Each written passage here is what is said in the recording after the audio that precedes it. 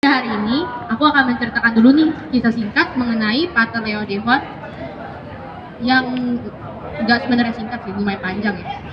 Ya. Jadi, dalam sebuah desa kecil di Prancis Utara, lahir seorang anak bernama Leo Johannes Devon pada tanggal 14 Maret 1843. Keluarganya meskipun tidak kaya, hidup dalam keberkahan dan kebaikan. Ayahnya, Alexander Jules Devon, bekerja keras mengelola pertanian dan usaha peternakan kuda pacuan. Sementara ibunya, adalah Benjamin Fadler, adalah seorang sosok ibu yang penyayang serta saleh. Dari kecil, Leo Devon menunjukkan ketertarikannya dalam ilmu pengetahuan serta agama. Dia tumbuh dalam lingkungan yang penuh cinta dan dukungan dari keluarganya. Meskipun pernah mengalami sakit pada usia 4 tahun, Leo Devon tidak pernah kehilangan semangatnya. Dia lebih suka tinggal di rumah bersama ibunya, merawat tanaman, dan berdoa di tempat doanya yang indah. Namun, masa kecilnya tidak selalu mudah. Suasana sekolah yang kurang mendukung membuat Leo Devon merasa jenuh dan tidak tertantang.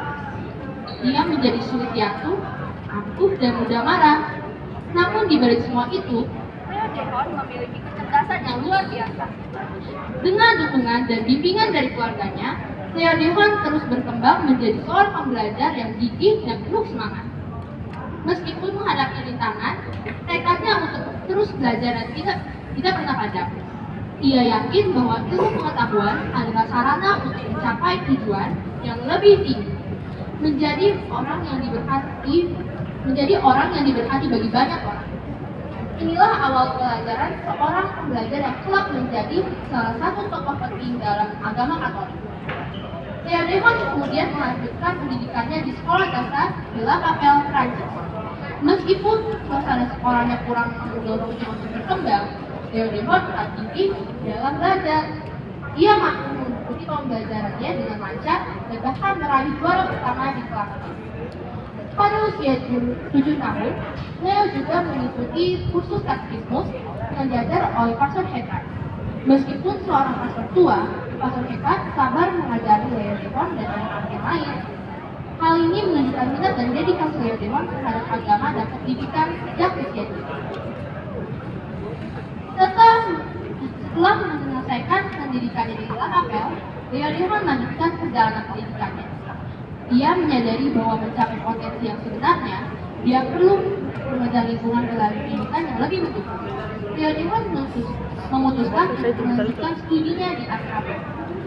Di asrama, Leo Devon dikelilingi oleh lingkungan yang lebih mendukung dan menginspirasi.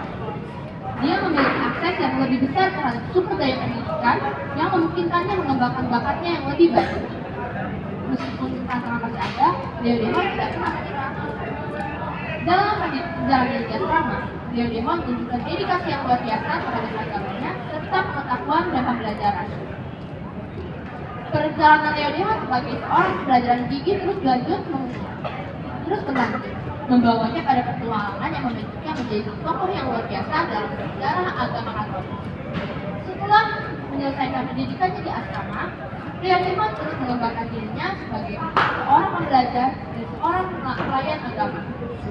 Dia mendalami studi agama Katolik dan semakin mengasah pengetahuannya dalam ilmu agama. Leo Devon tidak hanya belajar untuk dirinya sendiri, tapi juga menjadi dekat bagi orang lain. Dia menyadari bahwa ilmu pengetahuan dan spiritualitas tidak boleh dipisahkan, dan keduanya harus digabungkan untuk pelayanan umat dengan lebih baik. Dengan semangat yang tak kenal lelah, Leo Devon terus menelusuri jalan hidupnya yang penuh dedikasi. Ia menjadi pelajaran bagi banyak orang dengan kebijaksanaan, keberanian, dan kasih yang ditunjukkan dalam setiap langkahnya.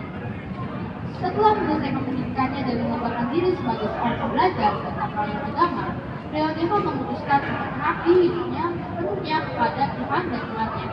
Dia mendirikan kongregasi Iman-Iman Hati Kudus Yesus atau SCY dengan tujuan untuk menyebarkan kasih pengabdian kepada dengan misi yang kuat dan pendidikan pelayanan dan keberpihakan kepada agama.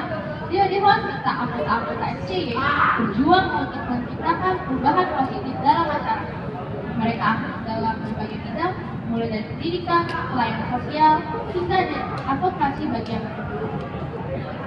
Leo Devon menjadi teladan yang baik bagi semua orang dan tidak kenal lelah dalam pelayanan Tuhan dan kita.